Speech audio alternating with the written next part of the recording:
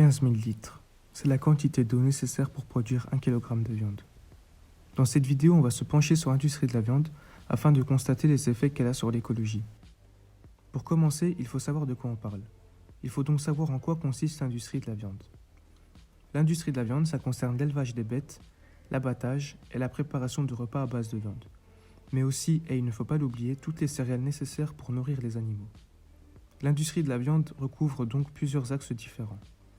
Pour parler chiffres, l'industrie de la viande représente une source de revenus importante pour les entreprises alimentaires et donc pour les États. En France, l'industrie de la viande représentait 33 milliards d'euros du chiffre d'affaires en 2016, ce qui représentait un quart du chiffre d'affaires de toutes les industries alimentaires du pays. Selon le gouvernement français, en 2018, un Français moyen mangeait 87,5 kg de viande par an. Mais ce n'est rien par rapport aux chiffres du pays du fast-food. Aux États-Unis, un habitant moyen mange 120 kg de viande par an et le pays produit 120 tonnes kg de viande chaque année.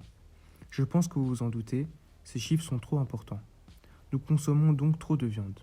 Selon les scientifiques, 49 kg de viande par an seraient nécessaires pour une personne adulte. Si les chiffres sont aussi importants, c'est dû au nombre d'habitants sur Terre. Nous sommes 7,5 milliards d'habitants. Il faut donc nourrir toutes ces personnes et cela entraîne une surproduction. Maintenant, voyons l'impact direct de la viande sur l'écologie. Selon le journal Le Monde, l'industrie de la viande est la première source d'émissions de CO2 sur la planète, avant même les transports.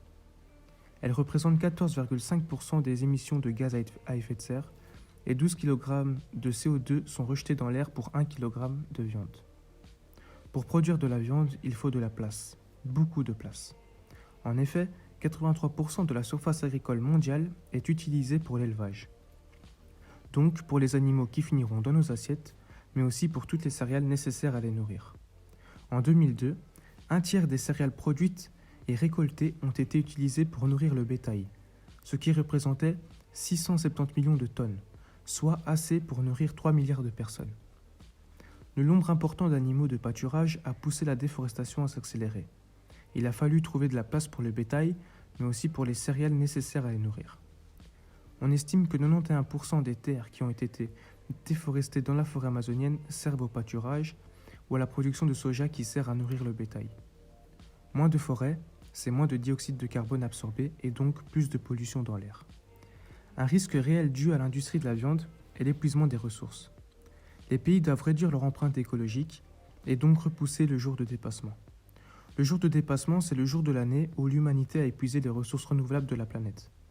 Aujourd'hui, il faudrait 1,8 TR pour tenir le rythme de notre consommation actuelle de ressources. L'industrie de la viande est gourmande en eau, et il y a seulement 1% de l'eau qui est potable sur Terre. Si en plus de l'homme, le bétail en consomme tant, il y a un risque qu'il disparaisse plus vite que prévu. Il est plus que clair qu'il y a un déséquilibre. Nous produisons trop et nos ressources ne suivent pas le rythme. Nous puisons dans nos sols le peu d'eau potable qu'il nous reste et il faut changer notre manière de faire en trouvant des solutions. On ne peut pas demander à la population de stopper sa consommation de viande du jour au lendemain. Une solution est que chacun réduise sa consommation de viande. Cela permettrait de petit à petit réduire les effets néfastes de l'industrie de la viande. Un bon moyen d'y parvenir est de programmer des journées sans viande, 1 à 2 fois dans la semaine. Une autre solution est de remplacer la viande par des légumineuses, c'est-à-dire des lentilles, des haricots ou encore des pois. En effet, les légumineuses sont riches en protéines.